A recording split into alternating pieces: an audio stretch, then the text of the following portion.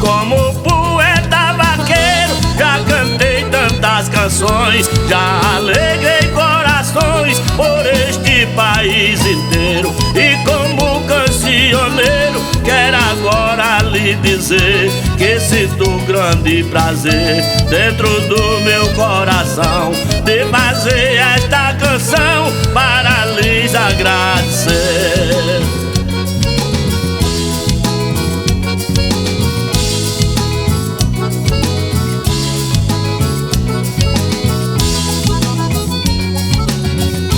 Agradecer com carinho a Deus Pai onipotente, que está em minha frente e não sai do meu caminho, que não me deixa sozinho e sempre estará a meu lado. E este verso rimado da minha imaginação é fruto da inspiração. Oh meu Deus, muito obrigado.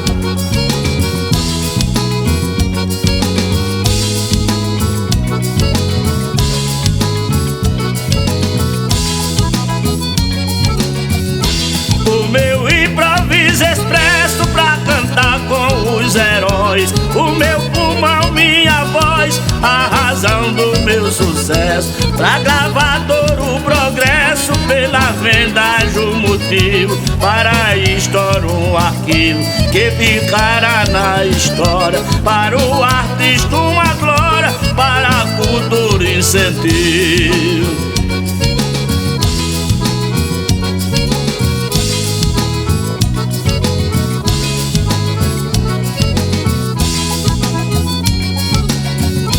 Os meus agradecimentos aos grandes locutores e pros organizadores, promotores de eventos, e recordando os momentos da minha árdua carreira. Essa é a única maneira de conversa e poesia. Agradecer todo dia a toda a classe vaqueira.